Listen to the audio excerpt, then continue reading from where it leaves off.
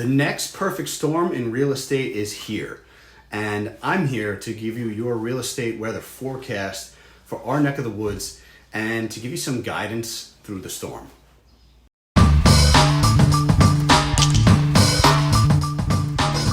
Real estate success without the BS. What's up, everybody? Matt Burns here, bringing you more real estate success without the BS. And all of the ingredients are here. All the ingredients are in place for the next real estate perfect storm. And I'm going to talk to you about the 5 ingredients that are happening right now to create this perfect storm and what you should be doing to navigate it. And these are the things that are and will dramatically impact the real estate market across America, but also in our backyard, the New York City area. So number 1 is interest rates. And they have taken off since the start of this year. We were looking at record lows this time last year, and they've almost doubled since then, especially since the start of this year. And that has dramatically affected buying power for home purchasers. And because of that, home price appreciation will have to slow. Now notice I didn't say come down. And the reason why that is because of the shortage in housing inventory. Demand is still high enough and supply is still low enough that we're still seeing prices ticking upwards heading into summer of 2022, though not at the same pace that we did last year and even earlier this year. And number 2, which is tied to number 1, is inflation. And inflation is through the roof. Prices for everything have been going up. Early last year, 2021, we had inflation just under 2%. Today, we're almost looking at 9%. And that is one of the most dramatic increases that we've had in a generation. And that affects everything. Fuel, prices, food, construction prices. It affects every consumer. And it really makes people react and behave more conservatively when it comes to financial decisions. And in housing, it's one of the largest financial decisions that most people make. So I think you can easily see how that's going to put some pressure on that market. Number 3 is a bearish stock market. And while inflation is going up and interest rates are going up, we've had the stock market go the opposite direction. And a bear market is normally defined as when an index like the S&P 500 or the Dow Jones Industrial drops 20% or more from a recent high for a sustained period of time. And we're almost there through a 6-month period. We're just about 16% down from highs since the start of 2022. And a lot of people have their money and retirement accounts tied into the stock market. And that means that people's net worth is dropping. And again, people get scared. People get uncertain. And what do? They freeze. People who were going to buy say, we're not going to buy now. We were going to sell, but now we're going to wait. And so people go into a holding pattern.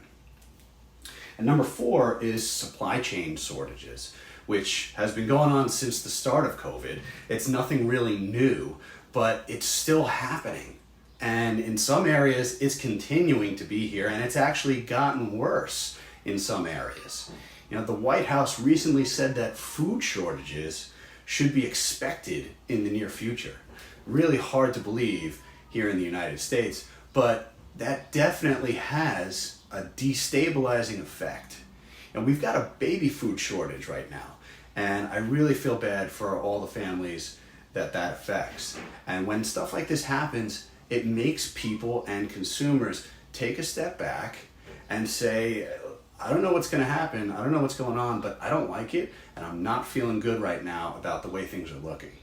And then you sprinkle in number 5, Russia invading Ukraine and the destabilizing effect that has between international tensions and how it exacerbates the shortage issues that we're having. And then the knock-on effect between economies. And you have the real estate perfect storm that we're talking about. Now, this is a very different scenario from what happened during the last economic downturn and the housing bubble collapse in 2007, 2008. That was a completely different set of ingredients. So I don't want the takeaway from this video to be that we are in a sky is falling scenario. We are not in a sky is falling scenario, but we are seeing a shift. And so in the short term, the perfect storm is creating FOMO, or fear of missing out, for buyers and sellers. Buyers are fearing higher interest rates and sellers are fearing lower sales prices. So we should see demand stay strong in the short term.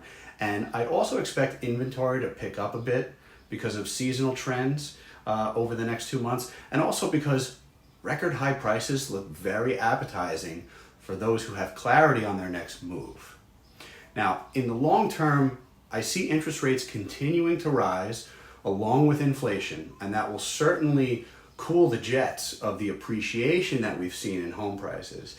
And I'm beginning to see, and I'm sure we will continue to see, homes selling more around what they should appraise for, as opposed to homes outperforming appraisal values as they were a couple of months ago, which is good news for buyers who've been getting beat out in crazy multiple offer situations. But it'll be a double-edged sword since the rising rates will hurt them on their monthly payments.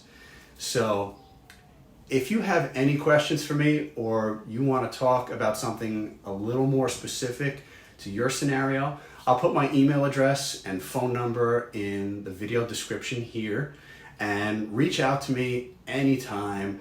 Look, I don't care if you buy or sell something. I'm not here to sell anyone or convince anyone to do anything.